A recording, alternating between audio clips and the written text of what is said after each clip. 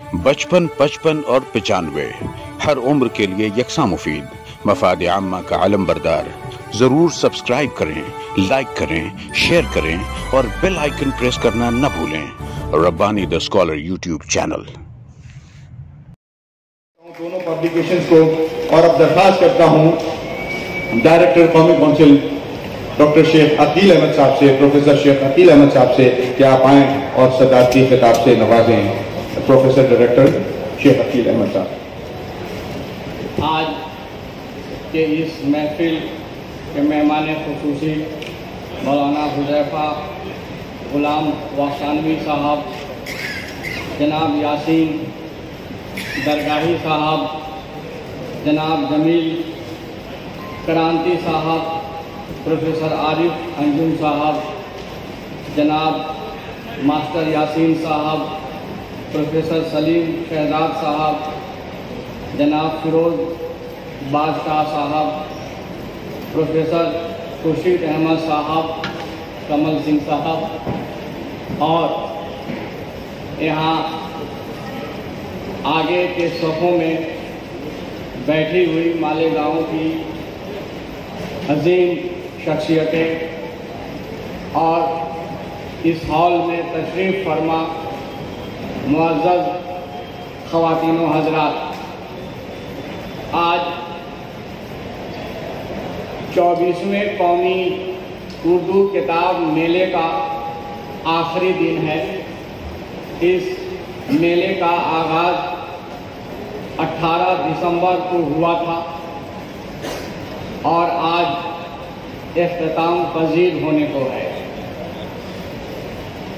पिछले 9 दिनों में, या पहले मैं ये कहना चाहता हूँ कि 9 दिनों से पहले 18 दिसंबर से पहले, जैसा कि पहले हमारे मुझसे पहले के मुकर्रीन ने बताया भी कि मुझे उम्मीद नहीं थी कि मालेगांव में कौमी उर्दू किताब मेला होगा या नहीं।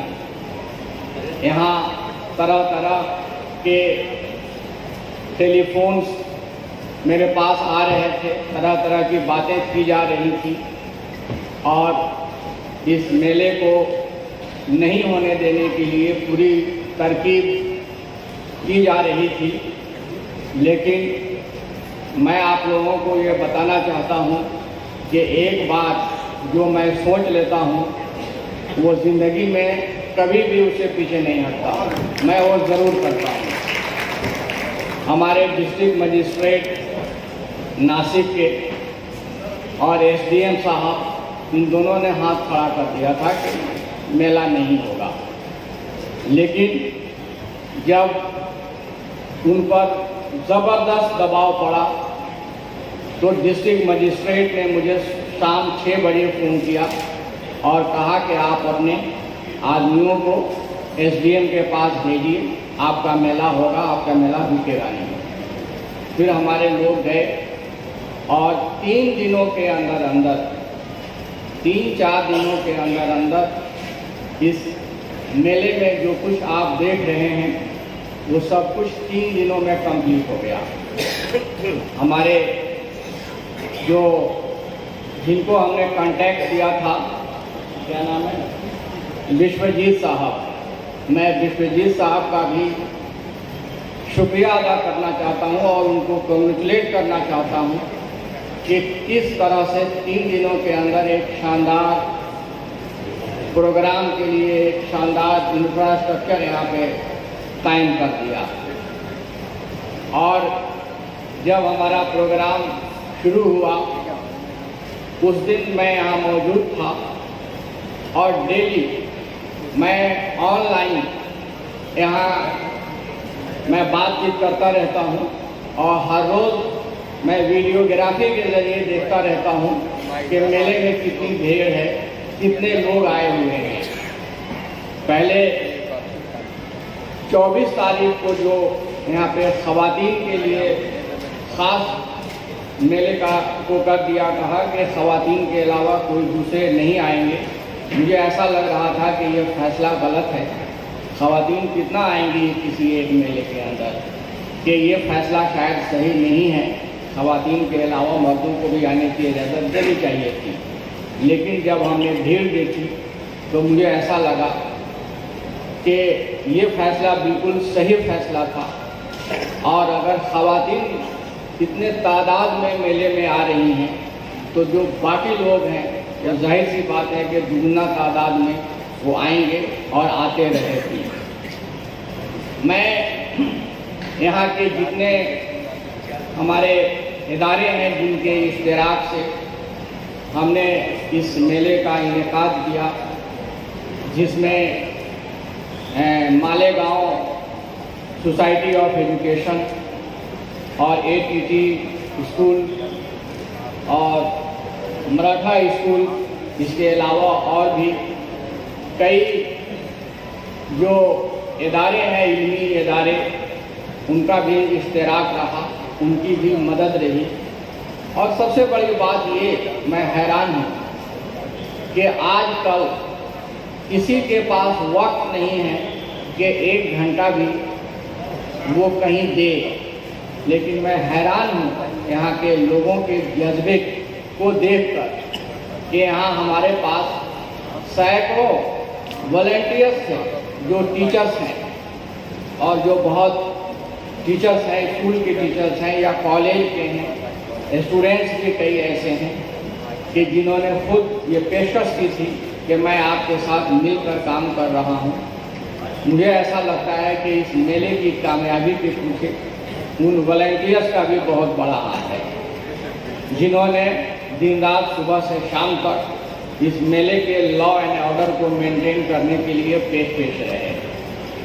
जहाँ तक यहाँ के आवाम की बात है, मुहिबाने उर्दू की बात है, ये तो जग जाहिर है, पूरे हिंदुस्तान में हर शख्स को मालूम है कि उर्दू से मोहब्बत करने वाले, और वो भी जुनून की हद तक उर्दू से मोहब्बत करने वाले पूरे हिंदुस्तान में अगर कहीं सबसे ज़्यादा है तो वो मालेगांव में है। और ये खबर मैं आज से नहीं, काफ़ी सालों से सुनता आ रहा हूँ। इसलिए हमने पूरा ये मुकम्मल पूरा इरादा कर लिया था कि ये जो मेला होगा, और मेला मालेगांव में ही होगा। कोरोना के बाद 2 साल के बाद NC-12 का ये मेला जो हो रहा है, यह हमने फैसला किया था कि मालेगांव में होगा। और तमाम परेशानियों के बावजूद मालेगांव में ही हमने करने का फैसला किया। तो इसकी वजह सिर्फ यही थी कि यहाँ के लोग बेहद बेइंतहा रेस्पॉन्स पहले भी उन्होंने दिया था और आज भी वो देते आए हैं। मैं यहाँ की भीड़ देखकर मोबाइल पे जब मैं ऑनलाइन कॉल करता था और कहता था कि मैं दिखाओ कि कितने लोग आए हुए हैं, तो मैं देखकर हैरान रह जाता था। यही वजह है कि मालेगांव में पढ़े लिखे जो लोग हैं वो तो घर घर में हैं, शायर अदीब यहाँ पे बेशुमार हैं। और हैरत तो तब होती है जब मुझे ये खबर मिलती है या खबर मिली कि यहाँ जो मज़दूर हैं वो भी शायर और अदीब हैं। मैंने कहा है यहाँ के लोगों से कि हमें उन मज़दूरों की एक लिस्ट, एक फहरिस्त दीजिए जो यहाँ के पावर लूम में काम करते हैं। मैं उनका इंटरव्यू करवाऊँगा और उनको मंजर आम पर लाने के लिए जो हमारा मीडिया पार्टनर है न्यूज़ 18, उसके ऊपर मैं चलवाऊँगा। अगर 500 भी यहाँ के मज़दूर शायर और अदीब हैं तो उनको हाईलाइट करने के लिए मैं न्यूज़ 18 का सहारा लूँगा। मैंने ये भी गुजारिश की है यहाँ के इदारों को कि आप कोई सेमिनार का इनेकाद कीजिए और वो सिर्फ उन मज़दूरों के लिए जो पावर लूम में काम करते हैं। तो बहुत जल्द उनके लिए भी हम एक सेमिनार का इनेकाद यहाँ करेंगे। यहाँ एक स्कूल में भी मैं गया था, मैडम सामने बैठी हुई हैं। उनके स्कूल में मैं जब गया तो मालूम हुआ कि वहाँ 13,500 लड़कियाँ पढ़ती हैं और ऐसे और भी कई स्कूल्स हैं कि जिनमें लड़कियों की तादाद लड़कों से कम नहीं है, बेशुमार लड़कियाँ पढ़ती हैं। तो मालेगांव एक ऐसी जगह है जहाँ हज़ारों के तादाद में, शायद लाखों के तादाद में अगर लड़कियाँ पढ़ती हैं और बहुत अच्छा कर रही हैं, तो इससे अंदाज़ा लगाया जा सकता है कि मालेगांव का बच्चा बच्चा आने वाले फ्यूचर में शायर और अदीब होगा। मैं अगर सच पूछिए तो मालेगांव के मुहिबान उर्दू, जो मालेगांव की जो लड़कियां हैं, जो ख़वातीन हैं, जो इतना बढ़ चढ़ कर हिस्सा लेती हैं और उर्दू के ज़रिए वो आला तालीम हासिल कर रही हैं, उनके लिए मेरे दिल में बहुत इज्जत और एहतराम है। और ख़वातीन अगर आगे आएंगी तो सिर्फ मालेगांव ही नहीं बल्कि पूरा हिंदुस्तानी जो समाज है, ये समाज तरक्की करेगा और बहुत आगे जाएगा। मैं चाहता हूँ कि एक ऐसा कोई सेमिनार, कोई प्रोजेक्ट बनाया जाए कि सिर्फ ख़वातीन के ऊपर, ख़वातीन के लिटरेचर पे कोई बड़ा सेमिनार हो, और वो सेमिनार भी मैं NCPUL से कराना चाहता हूँ। और आपका रिस्पॉन्स देख करके मैं ये सोच रहा हूँ, हालांकि मुझे कोई इजाज़त नहीं है कि मैं लगातार मालेगांव में किताब मेला कराऊँ। हमें जो परमिशन मिली हुई है वो ये कि हर शहर में जहाँ जहाँ उर्दू का हब है, सेंटर है, वहाँ मैं सेमिनार वो किताब मेला कराऊँ। लेकिन मैं बहुत जल्द 1-2 साल के अंदर मैं दोबारा मालेगांव में किताब मेला कराने की कोशिश करूँगा, सिर्फ आपके ज़ौक़ व शौक़ को देखकर। और मुझे ये बताते हुए बेहद खुशी हो रही है। पहले मैं ये बताऊं, पहले जिक्र किया गया कि यहाँ के माहौल अच्छे साजगार नहीं हैं, कोरोना का भी डर है, खौफ है, और इंतज़ामिया की तरफ से हमें ये कहा गया है कि सोशल डिस्टेंसिंग मेंटेन किया जाए और कोरोना का जो प्रोटोकॉल है उसको फॉलो किया जाए। हमारे तमाम जो कल्चरल प्रोग्राम थे, उन कल्चरल प्रोग्राम को भी कैंसिल कर दिया गया। और ये भी हमें खबर मिली कि यहाँ पे बसें नहीं चल रही हैं, जैसा कि हमसे पहले के मुकर्रिर ने बयान किया, बताया। तो कहीं से बसें भी यहाँ नहीं आ रही हैं। कोरोना का भी ये खौफ और डर है, उसके बावजूद जो मेले के शायकीन हैं उनकी भीड़ देखने को बनती है। और अब तक जो मुझे खबर मिली है वो ये कि मेले से तकरीबन 1,25,00,000 रुपये की किताबें खरीदी गई हैं, जो एक रिकॉर्ड है। मुझे ऐसा लगता है कि अगर कोरोना का डर नहीं होता और आने जाने के लिए फैसिलिटीज़ होती, बसें बंद नहीं होती, तो आसपास 40-50 किलोमीटर दूर जहां उर्दू के लोग हैं, अगर वो भी आते, बच्चे भी बेखौफ ख़तर आते, हम कल्चरल प्रोग्राम भी कराते और मेले का ड्यूरेशन भी हमारे पास ज़्यादा से ज़्यादा होता, तो मुझे ऐसा लगता है कि यहाँ से कम 2.5-3 करोड़ रुपए की किताबें बिकती।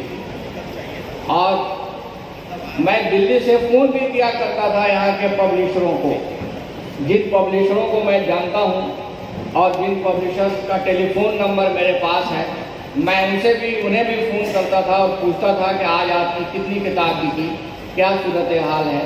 तो जो फीडबैक वो लोग देते थे, मैं खुशी से उछलने लगता था। और आज मैं मालेगांव के लिए काउंसिल का दरवाज़ा मैं बिल्कुल खोल चुका हूँ। आपका कोई भी प्रोजेक्ट, आपकी कोई भी दरखास्त काउंसिल से रिजेक्ट नहीं होगी, ये मेरा वादा है। जैसा कि हमारे असिस्टेंट डायरेक्टर कमल सिंह जी ने बताया कि सिर्फ किताब मेला ही नहीं, हमारे पास बहुत सारे स्कीम्स हैं। ये किताब मेला उसका एक बहुत छोटा सा पार्ट है। हम लोग बुक पब्लिशर भी हैं और उर्दू अदब की किताबों की पब्लिशर की अगर बात कीजिए तो सिर्फ हिंदुस्तान ही नहीं बल्कि दुनिया में इससे बड़ा कोई अदारा नहीं है कि जिसमें अदब की किताबें इतनी तादाद में छपती हैं। लगभग 1300-1400 टाइटल की किताबें हमारे पास काउंसिल में मौजूद है। तो हम उर्दू के फ़रोग़ के लिए तरह तरह के काम करते हैं और मौलाना हुज़ैफ़ा साहब ने जो फरमाया कि आप डिजिटलाइजेशन की तरफ भी आगे बढ़िए, तो मैं ऑलरेडी ये कदम बढ़ा चुका हूँ। मेरी कोशिश जारी है कि खुद काउंसिल के पास एक सर्वर की बात मैं कर रहा हूँ। हमारी कोशिश है हम किसी दूसरे के सर्वर पे अपने इंटरनेट से रिलेटेड सारा काम करते हैं, वहीं हम स्टोर करते हैं अपने डाटा को। तो अपने डाटा स्टोर करने के लिए मैं बहुत जल्द सर्वर खरीदने वाला हूँ और उसके लिए मैं बातचीत कर रहा हूँ। और हमारे पास जितनी किताबें हैं उन किताबों को डिजिटल फॉर्म में करने के लिए हम स्कैनिंग मशीन भी खरीदने जा रहे हैं। उसमें तकरीबन 1 करोड़ रुपया खर्चा होगा, जो काउंसिल के लिए कोई बहुत बड़ी बात नहीं है। मैं ये ज़रूर करूँगा और मैं कोशिश करूँगा कि किताबों के अलावे हमारे पास किताबों का एक ज़ख़ीरा इंटरनेट के ऊपर भी हो और हमारे जो यूज़र्स हैं वो चाहें तो किताब पढ़ें या चाहें तो वो इंटरनेट के ज़रिए किताबें वो पढ़ सकते हैं और उससे फ़ायदा उठा सकते हैं। तो ये तमाम हमारी कोशिश जारी है। और जैसा कि मौलाना साहब ने बताया कि उर्दू एक ऐसी ज़बान है कि सिर्फ यही नहीं कि ये मोहब्बत की ज़बान है, सिर्फ इतना ही नहीं कि ये हिंदुस्तान की मिली जुली तहज़ीब का एक चेहरा है, बल्कि सबसे बड़ी बात ये है कि उर्दू ज़बान के अंदर राब्ते की ज़बान बनने की पूरी सलाहियत है, पूरी क़ुव्वत है। उर्दू एक ऐसी ज़बान है कि हिंदुस्तान के कोने कोने में लोग बोलते हैं और उसको समझते हैं। भले ही उर्दू को लोग लिखते नहीं हों, किताबें पढ़ते नहीं हों, लेकिन हर शख्स बोलता है और हर शख्स उर्दू को समझता है। अगर मालेगांव के जैसे लोग हमें और भी मिले हिंदुस्तान के मुख्तलिफ शहरों में, तो मैं काउंसिल को और उर्दू को सिर्फ हिंदुस्तान में नहीं बल्कि पूरी दुनिया के लिए मैं राब्ते की ज़बान बना सकता हूँ। लेकिन उसके लिए हमें आप जैसे मुहिब्बान उर्दू की ज़रूरत है और काउंसिल में अकेला एक डायरेक्टर कुछ नहीं कर सकता है। जब तक आप सभी लोगों का ताउन नहीं हो, पूरे हिंदुस्तान के लोगों की मदद नहीं हो, हम कुछ नहीं कर सकते हैं। बल्कि मैं तो ये कहता हूँ कि हर शख्स जो उर्दू से मोहब्बत करता है वो भी कौमी काउंसिल बराए फ़रोग़ उर्दू ज़बान का डायरेक्टर है, वो भी अपने तौर पे जो चाहे वो कर सकता है। वो हमें टेलीफोन कर सकता है, हमें बहुत सारे मशवरे दे सकता है। हम आप तमाम लोगों के मशवरे पे हम ज़रूर अमल करेंगे अगर वो हमारे दायरे इख्तियार में है। तो बहरहाल मैं एक बार फिर मालेगांव के तमाम लोगों का और इस मेले को कामयाब बनाने में जिन इंडिविजुअल्स ने और जिन इदारों ने हमारी मदद की, मैं आप तमाम लोगों का तहे दिल से शुक्रगुज़ार हूँ। यहाँ की जितनी तंजीमें हैं उन सभी लोगों का मैं बेहद शुक्रगुज़ार हूँ। और यहाँ के जो मीडिया वाले हैं, हर रोज़ सुबह में मैं देखता हूँ कि मीडिया के अंदर, प्रिंट मीडिया के अंदर हमारी तमाम खबरें, मेले की खबरें मैं पढ़ता रहता हूँ, वो छपती रहती हैं खबरें। तो मैं हिंदुस्तान के तमाम मीडिया और ख़ास तौर पर मालेगांव की जो मीडिया है, मैं उनको शुक्रिया अदा करता हूँ, बल्कि उनका मैं सैल्यूट करता हूँ। और मालेगांव में वो लोग जो मुझसे नाराज़ थे, काउंसिल से नाराज़ थे, नाराज़गी की वजह चाहे जो भी हो, मैं उसकी तफसील में जाना नहीं चाहता हूँ। मैं उनसे भी कहना चाहता हूँ कि वो हमारे अपने हैं, उनका भी ताल्लुक़ उर्दू से है, वो भी हमारे मुश्तरका तहज़ीब में मुश्तरक हैं, तो वो भी कंस्ट्रक्टिव रोल प्ले करें, उर्दू के लिए काम करें। और जब उर्दू की बात हो, जब ज़बान की बात हो, तो वहाँ पे पॉलिटिक्स का नाम भी नहीं लेना चाहिए। हम तो सिर्फ ये कहना चाहते हैं कि इंडिविजुअली हम किसी भी पार्टी के हो सकते हैं, किसी भी मसलक के हो सकते हैं, लेकिन अगर हमारी ज़बान उर्दू है तो हम एक प्लेटफॉर्म पे हर वक्त एक साथ खड़े रहना चाहिए हमें।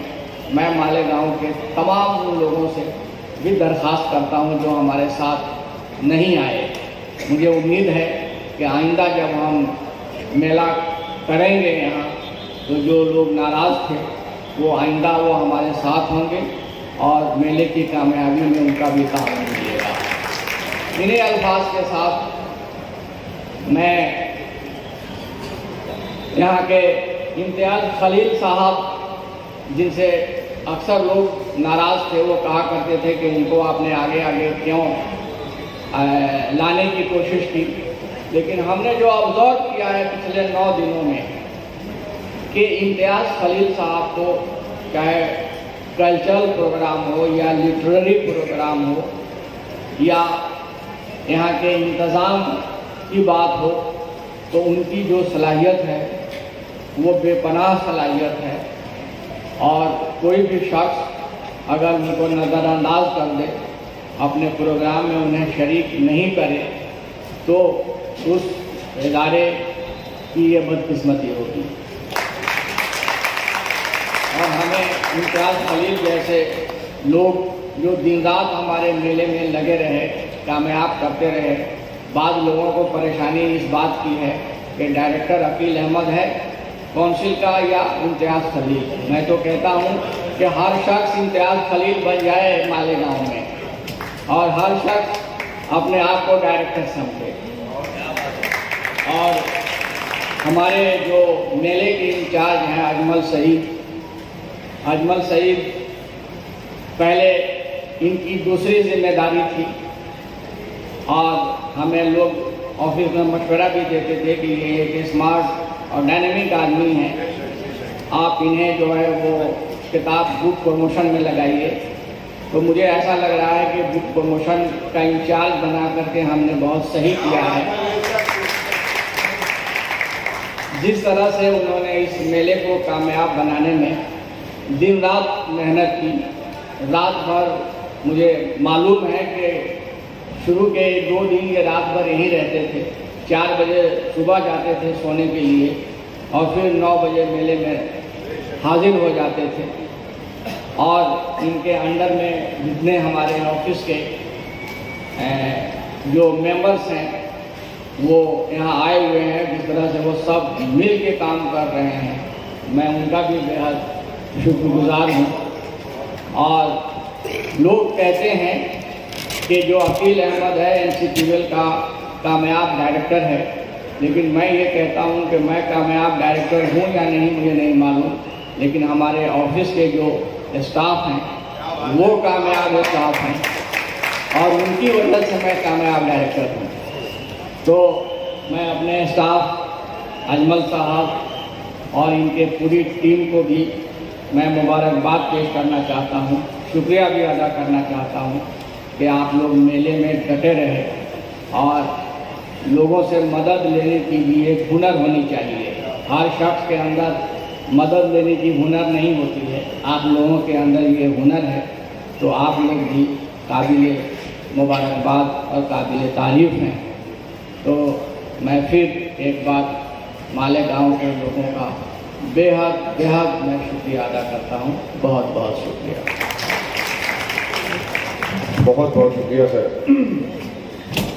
एक ट्रॉफी रह गई थी, अब बहुत सारी उलटफेर पूरे प्रोग्राम में हुई है, तो ये भी अगर हो जाए तो कोई बात नहीं। एक शख्स जो पिछले 2.5 महीनों से शहर का मेहमान है, और उसने, मुझे तो लगता है कि वो कुछ दिन में बंगाली भूल जाएगा और वो हिंदी या मालेगांव की मादरी में बात करने लगेगा। मेरी मुराद है विश्वजीत साहब से, उनको निशान इतराफ़ की बड़ी ट्रॉफी देनी थी, लेकिन हुआ ये कि जिस वक्त हम उनको अनाउंस करना चाह रहे थे वो नज़र नहीं आया, मैं नहीं कर सका। मैं डायरेक्टर साहब से दरख्वास्त करूँगा कि विश्वजीत ने ज़बरदस्त मेहनत की है, मैं उनकी टीम को ये निशान इतराफ़ जो है वो ज़रूर मिलना चाहिए। एक आखिरी बात और एक आखिरी बात, एक सेकंड जी आइए ना विश्वजीत जी, आप आइए।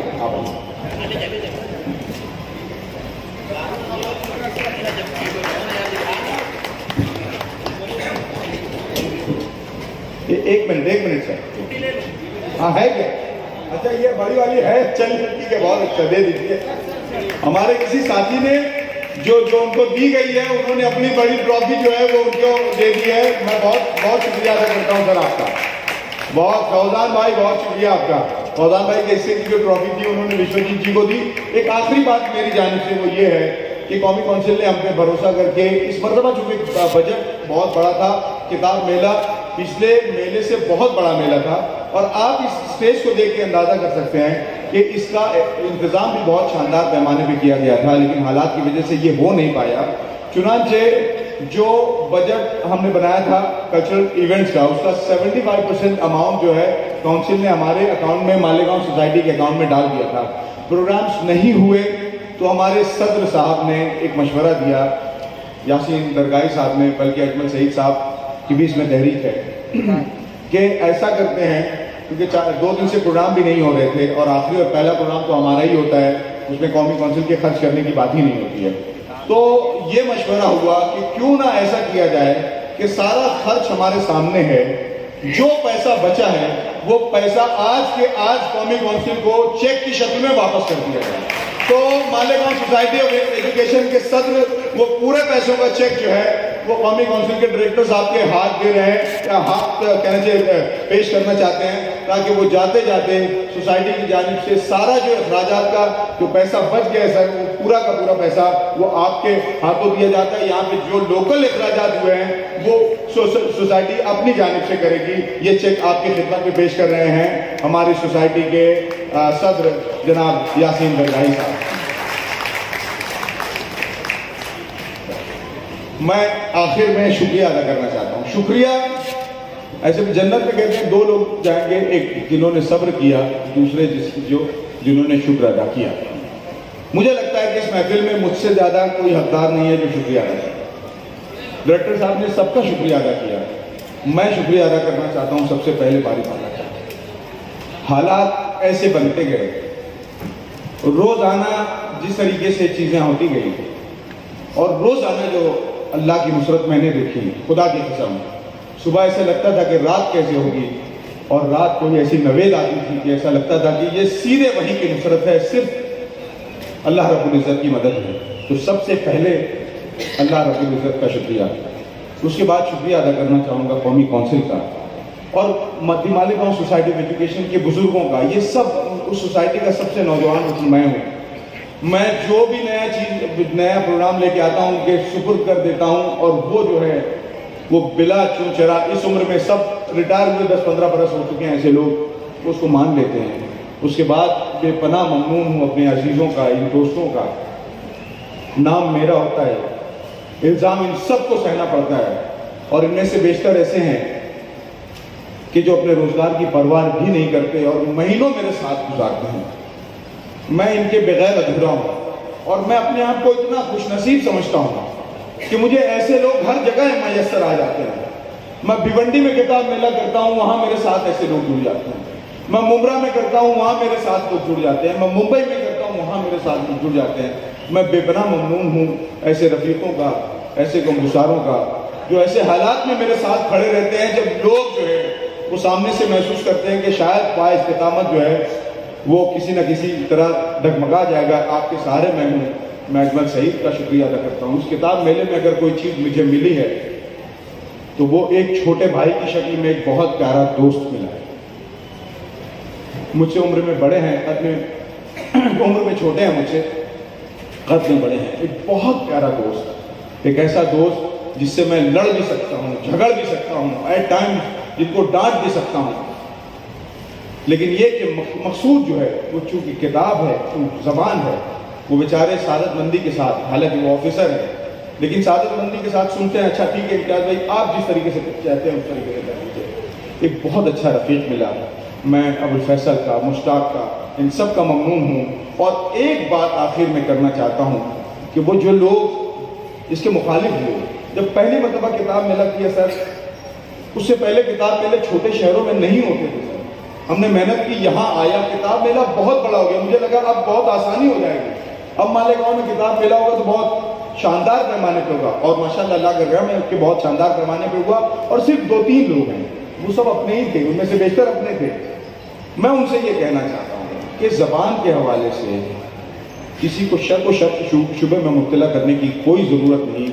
मौलाना उमरान रहमानी साहब जो है 3 दिन पहले यहाँ हमारे ऑफिस में बैठे हुए जब बात हो रही थी तो उन्होंने एक बात कही, उस बात पर अपनी बात को ख़त्म करूँगा।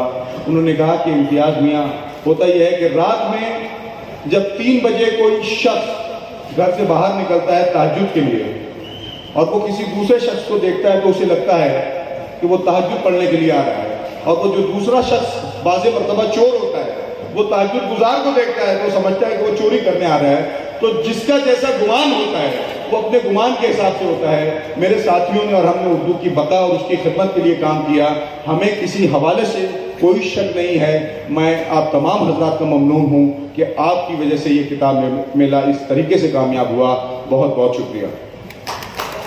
शुक्रिया से पहले यहाँ पर पीटी टीचर्स एसोसिएशन की जानिब से अजमल सईद साहब का यहाँ पर इस्तकबाल किया जाना था। मैं बड़े ही अदब व एहतराम से, जिम्मेदारान से गुजारिश करता हूँ कि जितनी जल्द आ सके आप आ जाएं यहाँ पर स्टेज पर। पीटी टीचर्स एसोसिएशन ने जो इंतज़ाम किया है, बिलखुसूस जुमा के रोज़ ख़वातीन का जो नज़्म ज़ब्त किया है उन्होंने, यकीनन वो काबिल तहसीन है और उसकी मिसाल नहीं मिल सकती। यही वजह रही कि वो दोनों साहबान जो है इम्तियाज़ खलील की शक्ल में और अजमल सईद साहब की शक्ल में, ये पीटी टीचर्स एसोसिएशन की जानिब से इन दोनों साहबान का यहाँ पर एजाज़ किया जाना है कि इन दोनों की ही ये काविश रही है, ये कोशिश रही है कि मेला जो है इंतहाई कामयाबी से हमकिनार हो। मैं इम्तियाज़ खलील साहब से भी गुजारिश करूंगा कि आप आगे तशरीफ ले जाएं और पीटी टीचर्स एसोसिएशन के बेशतर जिम्मेदारान बहुत देर से यहाँ पर खड़े हुए थे, लेकिन चूंकि इंतजामात का कुछ मामला आया इसलिए वो इंतजामात के लिए चले गए हैं। बहुत ही एहसन तरीके से ये किताबी मेला अपने इख्तितामी मराहिल में चल रहा है और यकीनन 9 बजे शानदार पैमाने पर इसका इख्तिताम होगा। रब का शुक्रिया, सबका शुक्रिया।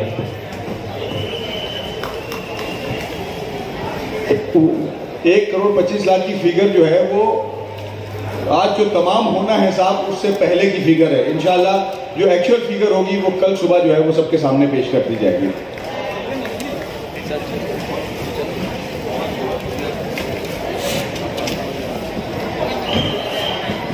बचपन और 95 हर उम्र के लिए यकसा मुफीद। मफाद आम्मा का आलम बरदार। जरूर सब्सक्राइब करें, लाइक करें, शेयर करें और बेल आइकन प्रेस करना न भूलें।